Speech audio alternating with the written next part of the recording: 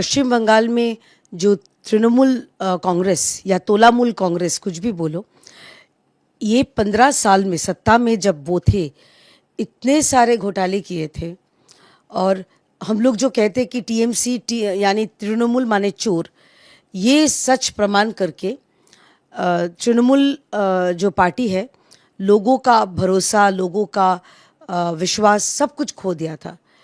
तो सुष्मिता जी, सुखेंदु शेखर जी और प्रकाश जी, उनको लगा कि ये पार्टी में ये इनका रहने का कोई मतलब उनका अंदरूनी से अंदर से कोई साय नहीं देता, इसीलिए उन्होंने पार्टी त्याग कर दिया। और उसके बाद भारतीय जनता पार्टी में उनका स्वागत है और पार्टी ने उनको सम्मान किया। तो एक तरीके से अच्छा हुआ, क्योंकि ये जो 3 लोग हैं, इनके नाम पे ना कोई घोटाले है, ना कोई धब्बा है, ना कोई तृणमूल के जो काली करतूतें हैं, इनके पीछे कहीं इनका समर्थन था। तो इसीलिए पार्टी इनको लिया है, तो इनका स्वागत है हमारी पार्टी में। टीएमसी के लोग कह रहे हैं कि ये गद्दार हैं और पार्टी के साथ पहले गद्दारी करी, कितना आगे बढ़ाया इन लोगों को टीएमसी ने, जब जरूरत पड़ा तो इन्होंने ये छोड़कर दूसरी तरफ चले गए, वॉशिंग मशीन में धुलने चले गए अपने आप को। धुलने का बात तभी आता है जब गंदगी होगी। तृणमूल के जो ये बोल रहे हैं, उनके नाम पे कितने धब्बे हैं पहले पूछिए ना।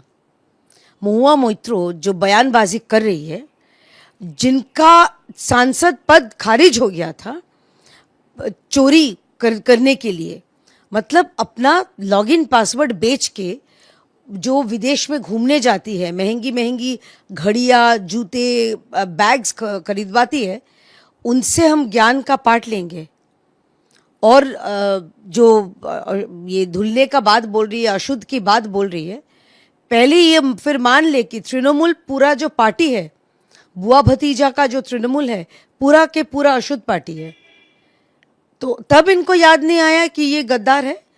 महुआ मोइत्रो तो वो भी तो कांग्रेस छोड़ के तृणमूल आई थी टिकट के लिए, वो गद्दार नहीं है। फिर पहले उनसे पूछिए ये बातों की जवाब, उसके बाद बात करेंगे। टीएमसी का जो बैंक अकाउंट है वो फ्रोजन हुआ था, 3 दिन बैंक अकाउंट, ये मामला कोर्ट में भी गया। अब हाई कोर्ट ने जो ममता बनर्जी के टीएमसी हैं, हाई कोर्ट की निगरानी में वो डेली एक्सपेंस के पैसे उससे निकाल सकते हैं। ऋतुव्रता बनर्जी को, उनके टीएमसी को थोड़ा फटकार भी लगा है, अब वो सुप्रीम कोर्ट भी जा सकते हैं। कैसे देख रही हैं? पहले ही कहा था किस्सा पैसे का है। Mamata Banerjee vote to vote और नोट टू नोट पॉलिटिक्स में विश्वास करती है। तो उनको ये नहीं है कि कोई छोड़ के चला गया, कुछ नहीं है। उनको बस इतना था कि पार्टी फंड जो है वो मेरे हवाले रहे, मेरे भतीजे के लिए रहे। हालांकि ये किसी का अपना इकलौता किसी का पैसा नहीं है, वो पार्टी का पैसा है, पार्टी का फंड है, लोगों ने चंदा दिया होगा, कुछ भी है, लोग पार्टी का फंड है।